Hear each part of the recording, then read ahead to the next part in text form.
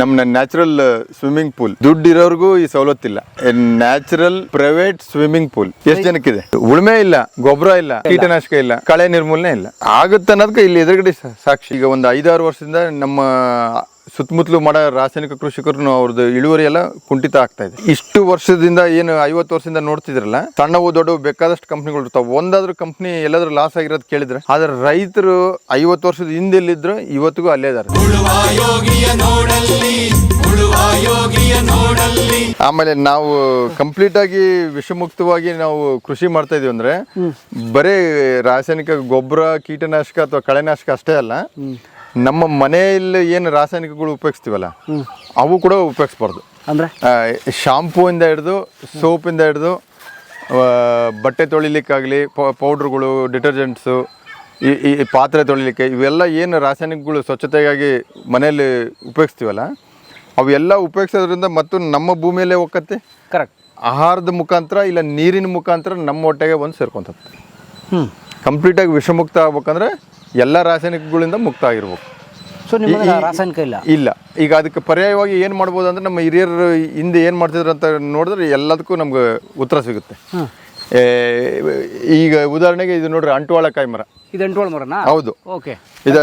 ಹಾಂ, ಕಾಯಿ ಇದೆಯಾ ಇದಕ್ಕೆ? ಇಲ್ಲಿ ಇದಾವೆ ನೋಡ್ರಿ, ಇವು ಅಂಟುವಾಳಕಾಯಿ ಮರ. ಅಂಟುವಾಳದ ಕಾಯಿ ಇದು. ಹಾಂ. ಏನು ಮಾಡ್ತಿದ್ದು? ಈಗ ಅದರಿಂದ ನಾವು ತಲೆ ಕೂದಲನ್ನು ತೊಳ್ಕೊಳಕ್ ಬರುತ್ತೆ, ಶಾಂಪೂ ತರ ಉಪಯೋಗಿಸ್ಕೋಬಹುದು. ಮೈ ತೊಳ್ಕೊಳಕ್ಕೂ ಬರುತ್ತೆ, ಬಟ್ಟೆ ತೊಳಿಲಿಕ್ಕೆ ಬರುತ್ತೆ, ಪಾತ್ರೆ ತೊಳಿಲಿಕ್ಕೆ ಬರುತ್ತೆ. ಹಿಂಗೆ ಆಮೇಲೆ ನೀವು ಮನೆ ಸ್ವಚ್ಛ ಮಾಡ್ಬೇಕಂದ್ರೆ, ನೆಲ ಎಲ್ಲ ಸ್ವಚ್ಛ ಮಾಡ್ಲಿಕ್ಕೂ ಫಿನೈಲ್ ಬದಲು ಇದನ್ನು ಉಪಯೋಗಿಸ್ಕೋಬಹುದು. ನಿಮ್ಮ ಟಾಯ್ಲೆಟ್ ಎಲ್ಲ ಕ್ಲೀನ್ ಮಾಡ್ಕೋಬಹುದು, ಸ್ನಾನದ ರೂಮು ಎಲ್ಲ ಸ್ವಚ್ಛ ಮಾಡ್ಕೋಬಹುದು. ಎಲ್ಲದಕ್ಕೂ ಮಲ್ಟಿಪಲ್ ಪರ್ಪಸ್ ಇದೆ ಅದು ಉಪಯೋಗ. ಹಾಂ, ಇಷ್ಟೆಲ್ಲ ಹೊಸ ರಾಸಾಯನಿಕಗಳು ಬಂದ್ರು ಸ್ವಚ್ಛತೆಗಾಗಿ. ಬಂಗಾರದ ಅಂಗಡಿಯವರು ಬಂಗಾರ ಬೆಳ್ಳಿ ಇವತ್ತಿಗೂ ಇದರಲ್ಲೇ ತೊಳಿತಾರೆ. ಓ, ಚಿನ್ನದ ಅಂಗಡಿಯವರು? ಹೌದು. ಅಂಟುವಾಳ ಬಳಸ್ತಾರೆ? ಹೌದು. ಟು ಪ್ಯೂರಿಫೈ ಇಟ್, ಸ್ವಚ್ಛ ಮಾಡ್ಲಿಕ್ಕೆ. ಅದು ಪಾಲಿಶ್ ಹಾಕಿ ಅಂತ ಕೊಡ್ತಾರಲ್ಲ ತಗೊಂಡೋಗಿ ಕ್ಲೀನ್ ಮಾಡ್ಲಿಕ್ಕೆ ಇದನ್ನೇ ಉಪಯೋಗಿಸ್ತಾರೆ. ಹಂಗ ಬಂಗಾರ ಬೆಳ್ಳಿನೇ ತೊಳಿಲಿಕ್ಕೆ ಬರುತ್ತಂದ್ರೆ ಇನ್ನು ಉಳಿದಿರೋದೆಲ್ಲ ಅದರದ್ದು ತೊಳೆಯೋಕೆ ಏನು ಸಮಸ್ಯೆ? ವಾವ್, ಇದನ್ನ ಬಿಟ್ಬಿಟ್ವಿ ನಾವು. ಹಾಂ, ಈ ಥರ ಅಂಟುವಾಳಕಾಯಿ, ಆಮೇಲೆ ಸೀಗೆಕಾಯಿ, ಈ ಥರ ಇವೆಲ್ಲ ಉಪಯೋಗಿಸ್ಕೋಬೋದು. ಇದನ್ನ ಬಿಟ್ವಿ ನಾವೆಲ್ಲ ಪ್ಯಾಕೆಟ್ಗೆ ಹೋದ್ವಿ. ಹಾಂ, ಅದು ಮತ್ತೆ ಕಂಪ್ನಿನ ಮೆರವಣಿಗೆ ಮಾಡೋದೆ ಮತ್ತೆ ಪ್ರೊಸೆಸ್. ಅಂಟುವಾಳ ಅಷ್ಟು ಉಪಯೋಗ ಇದೆ. ಹೌದು. ಸೊ ಒಂದು ಮರ ಹಾಕೊಂಡ್ರೆ ಆಯಿತು. ಹಾಂ, ಒಂದು ಮರ ಸಾಕು ಒಂದು ಕುಟುಂಬಕ್ಕೆ. ಹಾಂ, 1 ಮರ 2 ಮರ ಅವರು ಎಷ್ಟು ಜನ ಸಂಖ್ಯೆ ಇದ್ದಾರೆ, ಎಷ್ಟು ಉಪಯೋಗಿಸ್ತಾರೆ ಅದ್ರ ಮೇಲೆ ಹಾಕೋಬೋದು. ಇಂಥ ಕಾಯಿ ಬಿಡ್ತಾ ಇರುತ್ತೆ. ಹೌದು. ಬಟ್ ಇದನ್ನು ಮಾಡೋದು ಹಿಂಗೆ ಜಜ್ಜಿ ಗಿಜ್ಜಿ ಮಾಡ್ಕೋಬೇಕು. ಇದು ನಿಮಗೆ ಬೇಗ ಉಪಯೋಗಿಸ್ಬೇಕಂದ್ರೆ ಬಿಸಿನೀರಲ್ಲಿ ನೆನೆ ಇಟ್ಟು ಆಮೇಲೆ ಕಿವಿಚ್ಬಿಟ್ರೆ ಅದು ರಸ ಬಿಡುತ್ತೆ, ಜೆಲ್ಲು ರಸ ಬಿಟ್ಕೊಡುತ್ತೆ. ಅದು ನೀವು ಉಪಯೋಗಿಸ್ಕೋಬೋದು. ಇಲ್ಲ ಅರ್ಜೆಂಟ್ ಇಲ್ಲ ಅಂದರೆ ನೀವು ನೀರಿನಲ್ಲಿ ಹಾಕಿ ಬಿಸಿಲಲ್ಲಿ ಇಟ್ಟರೆ ಸ್ವಲ್ಪ ಹೊತ್ತಿಗೆ ಅದೇ ಮೆತ್ತಗಾಗುತ್ತೆ. ಆಮೇಲೆ ನೀವು ಕಿವಿಚ್ಬಿಟ್ರೆ ಮುಗಿದೋಗುತ್ತೆ ಅಷ್ಟೇ. ಅದನ್ನು ನೀನು ಶಾಂಪೂ ಬಳಸು, ಸೋಪಾನ ಬಳಸು, ನೆಲ ಒರೆಸೋಕನ ಬಳಸು, ಎಲ್ಲದಕ್ಕೂ ಬರುತ್ತೆ. ಅಂಟುವಾಳ. ಹೌದು. ಸೂಪರ್. ಅಲ್ಲ, ಈಗ ತುಂಬ ಜಾಹೀರಾತಲ್ಲಿ ಬರುತ್ತಲ್ಲ, ಇದರಲ್ಲಿ ಅಂಟುವಾಳ, ಜಾಯಿಕಾಯಿ ಎಲ್ಲ ಹಾಕಿದ್ದೀವಿ ಅಂತ ಅವರೇ ಜಾಹೀರಾತು ಕೊಡ್ತಾರೆ. ಹೌದು. ನೀನು ಯಾಕೆ ಹಾಕ್ತೇನೆ, ನಾನೇ ಹಾಕ್ಬಿಟ್ಟಿದ್ದೀನಿ ಅನ್ನೋ ಥರ. ಅದು ಮತ್ತೆ ನಾನು ಹೇಳ್ತೀನಲ್ಲ, ಈಗ ಪೇಸ್ಟ್ ಬ್ರಷ್ ಉಪಯೋಗಿಸ್ದಂಗೆ ಜೀವನ ಮಾಡೋಕ್ಕಾಗತ್ತಾ? ಇಲ್ಲ. ಹೆಂಗಾಗತ್ತೆ ಸರ್? ಅದೇ ಮತ್ತೆ ಆ ಮನಸ್ಥಿತಿ ಅಲ್ಲಿಗೆ ಬಂದು ಕುಂತೈತಿ ಈಗ. ಅದ್ರ ವಾಸ್ತವ ನೋಡಿದ್ರೆ ಈಗ ಹಿಂದೆಲ್ಲ ಏನು ಉಪಯೋಗಿಸ್ತಿದ್ರು ಪೇಸ್ಟ್ ಬ್ರಷ್ಗೆ ಬದಲಿಗೆ? ಇದ್ಲು ಮತ್ತೆ ಪುಡಿ, ಬೇವಿನ ಕಡ್ಡಿ ಮತ್ತೆ ಉಪ್ಪು ಇವೆಲ್ಲ ಹಿಂದೆ ನಮ್ಮ ಹಿರಿಯರೆಲ್ಲ ಉಪಯೋಗಿಸ್ತಿದ್ದೆ. ಈಗ ಇವತ್ತು ಕಂಪ್ನಿ ಅಡ್ವರ್ಟೈಸ್ಮೆಂಟ್, ನಿಮ್ಮ ಪೇಸ್ಟಲ್ಲಿ ಉಪ್ಪಿದೇನ ಅಂತ ಕೇಳ್ತಾರೆ. ಆ ಥರ ಇದ್ಲಿರೋ ಪೇಸ್ಟ್ ಬ್ರಷ್ ಬಂದವೆ. ಚಾರ್ಕೋಲ್ ಪೇಸ್ಟ್ ಬಂದಿದೆ, ಅದೇ ಇದ್ಲಿರೋದು ಆಕ್ಟಿವೇಟೆಡ್ ಚಾರ್ಕೋಲು. ಆಮೇಲೆ ಬೇವಿನ ಕಡ್ಡಿ, ಬೇವು ಇರೋದು ಭಾಳಷ್ಟು ಕಂಪ್ನಿ ಪೇಸ್ಟ್ಗಳಿದ್ದಾವೆ. ಹೌದು.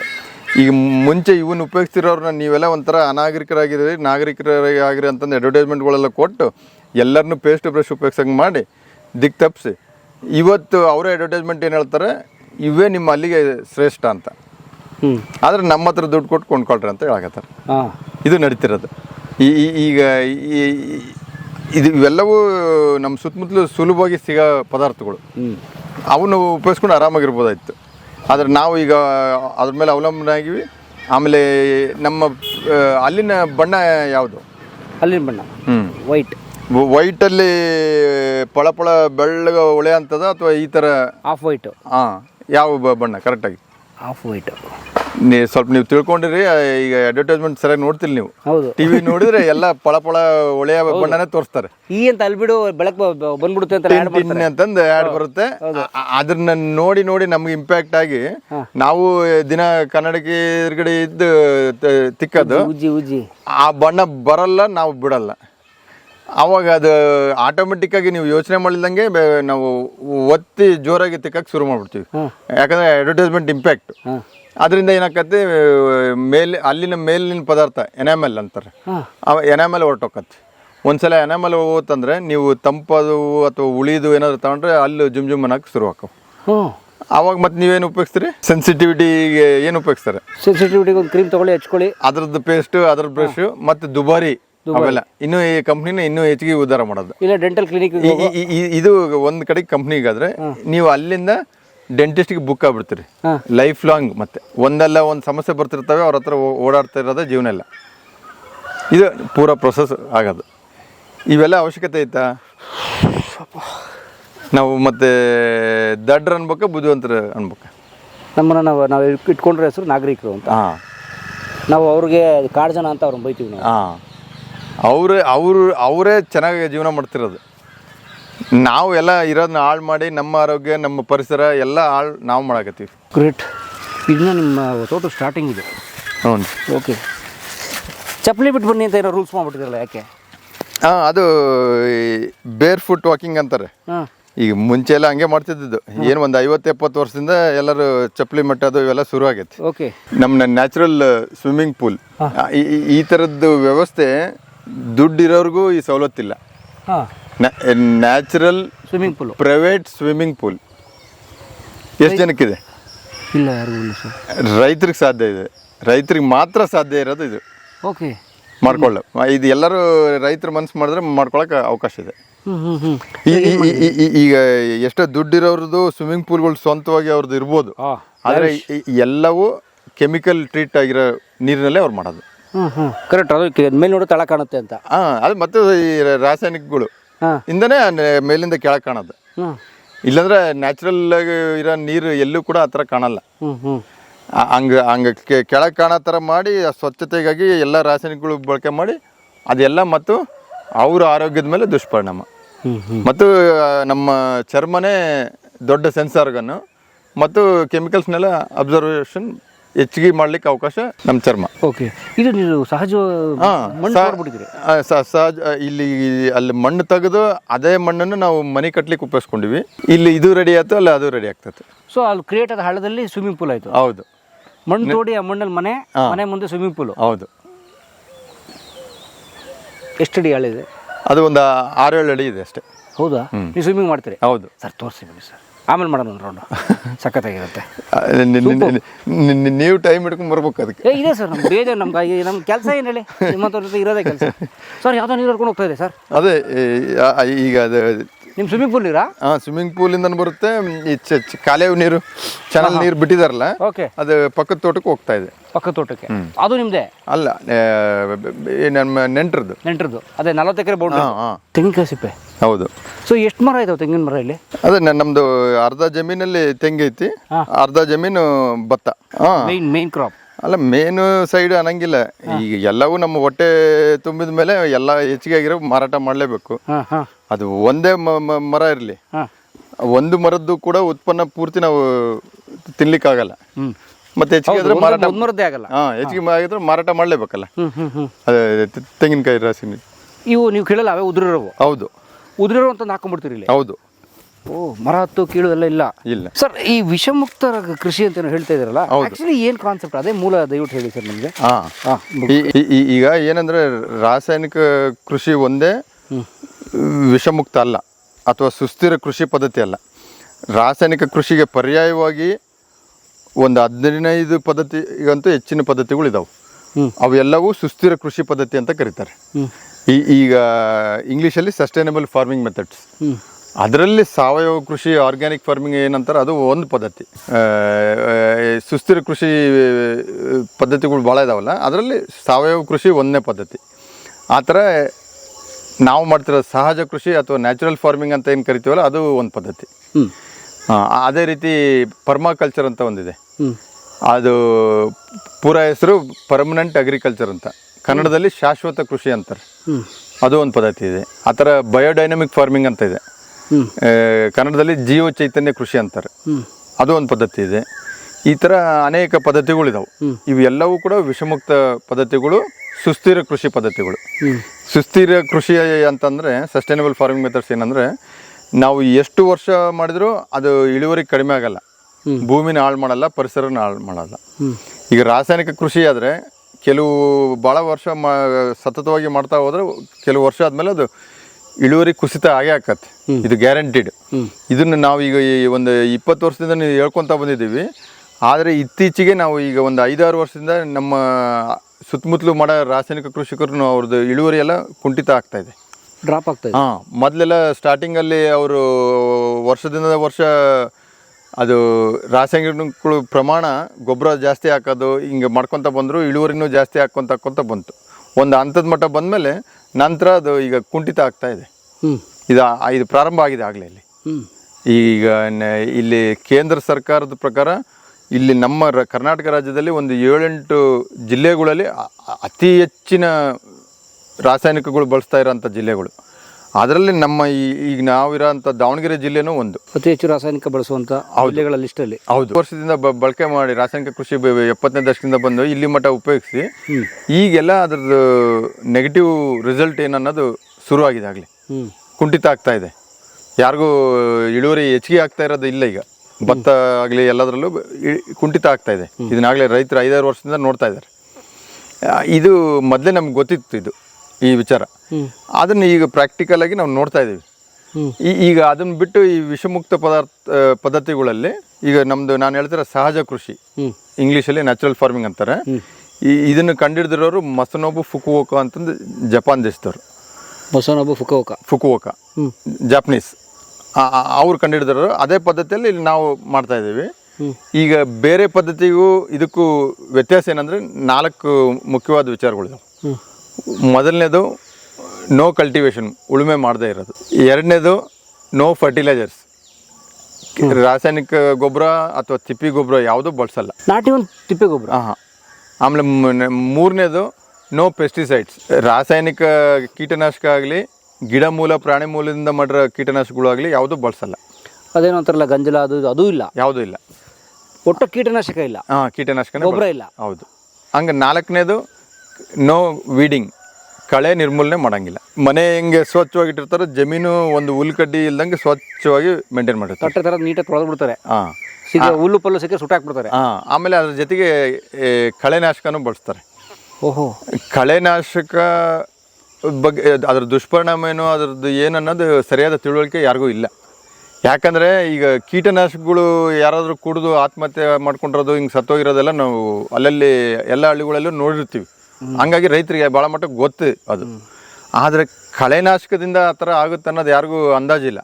ಆದರೆ ಇತ್ತೀಚೆಗೆ ನೀವು ಮಾಧ್ಯಮದಲ್ಲೆಲ್ಲ ನ್ಯೂಸ್ ಬಂದಿತ್ತು, ದಾಂಡೇಲಿಯಲ್ಲಿ ಅರಣ್ಯ ಅಧಿಕಾರಿ ಅವ್ರ ಸಹಾಯಕನಿಗೆ ಹೆಲ್ಪ್ ಮಾಡೋಕ್ಕೆ ಹೋಗಿ ಅದನ್ನು ಮುಟ್ಟಿ ಸರಿಯಾಗಿ ಕೈ ತೊಳಿಲ್ದಂಗೆ ಊಟ ಮಾಡಿದ್ದಾರೆ, ಅವರು ಸತ್ತೋಗ್ಬಿಟ್ರು.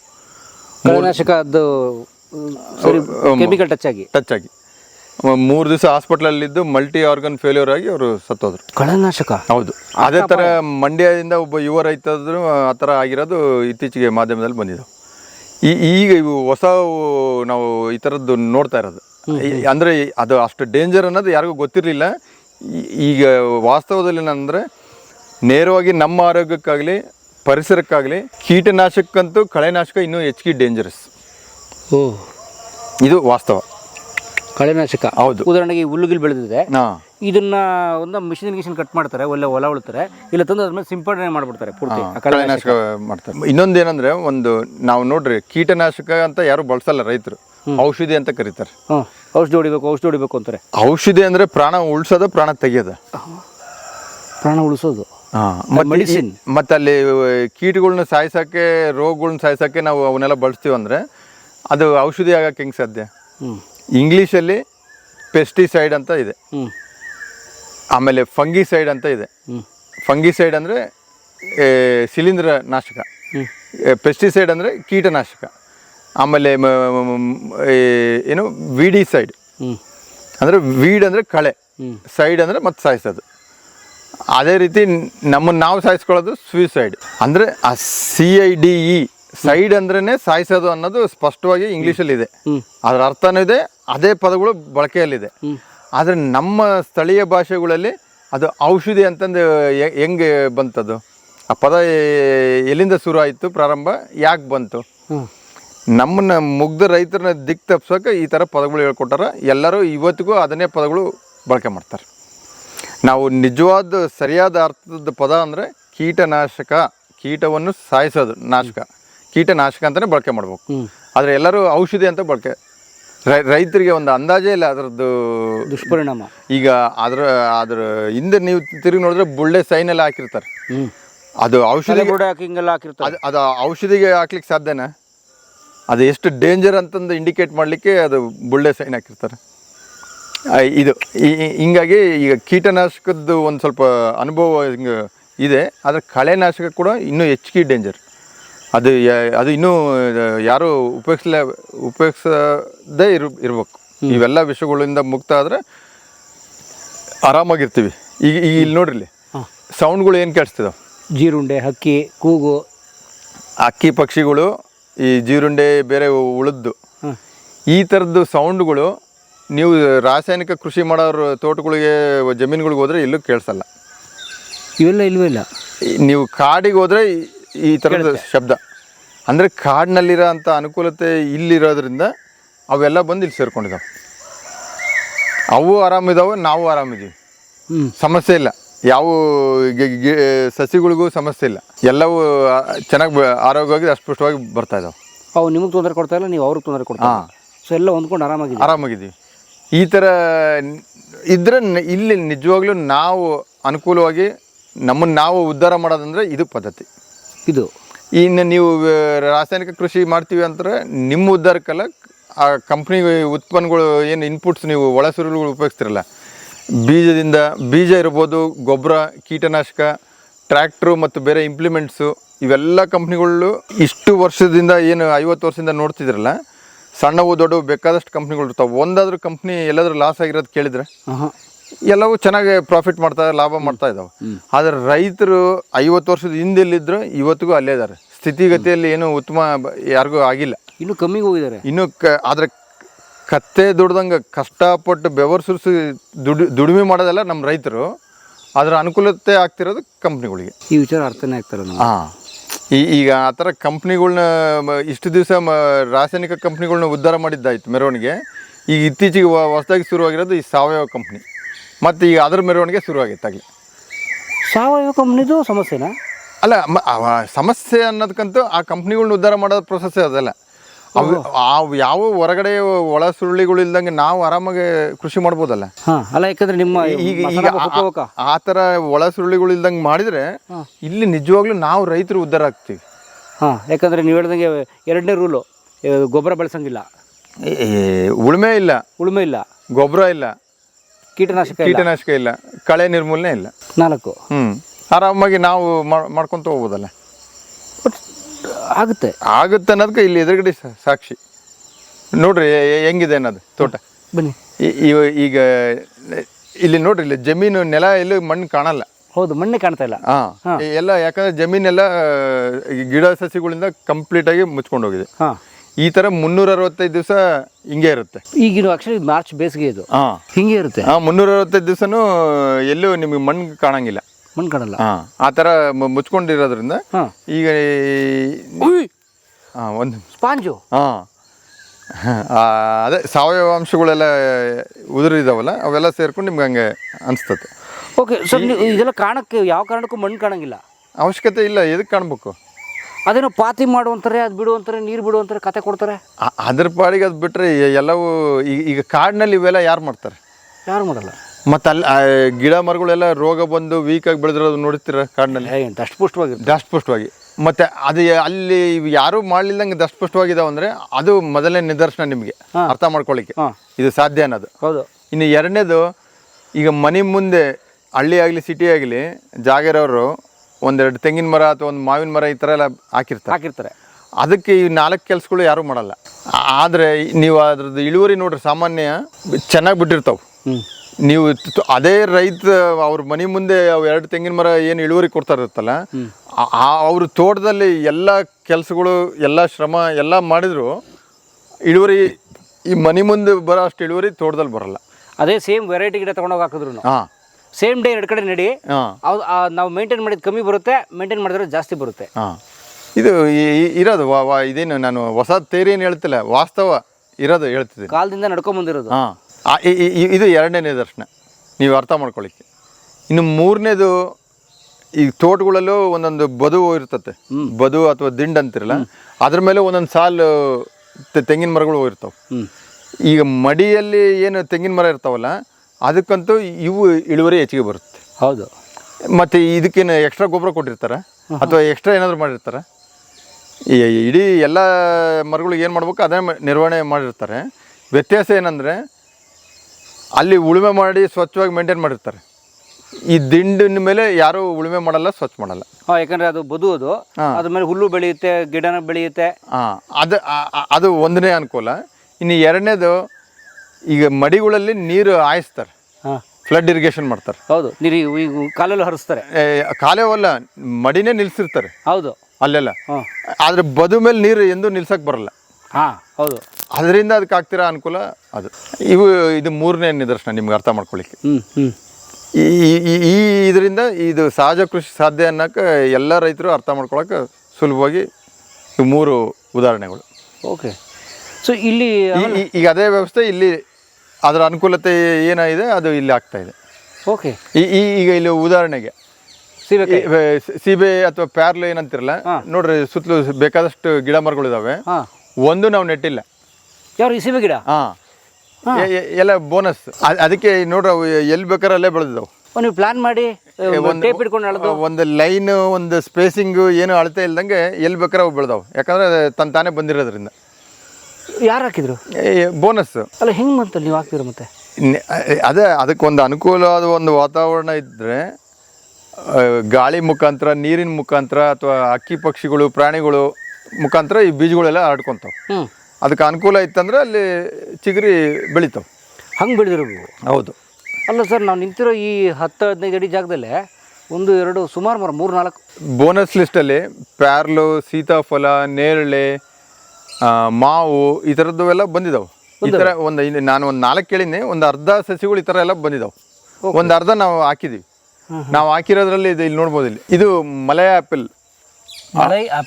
ಹಣ್ಣಿನ ಗಿಡ, ಪರದೇಶದ್ದು. ತೆಂಗೆಲ್ಲ ನೀವೇ ಹಾಕಿರೋದು? ತೆಂಗು ಅದೇ ನಾನು ಬರೋ ಅಷ್ಟೊತ್ತಿಗೆ ನಮ್ಮ ಹಿರಿಯರೇ ಹಾಕಿದ್ರು. ಇನ್ನು ಉಳಿದಿರೋ ಅಂತರ್ ಬೆಳೆಗಳೆಲ್ಲ ನಾವು ಬಂದಮೇಲೆ ಹಾಕಿರೋದು.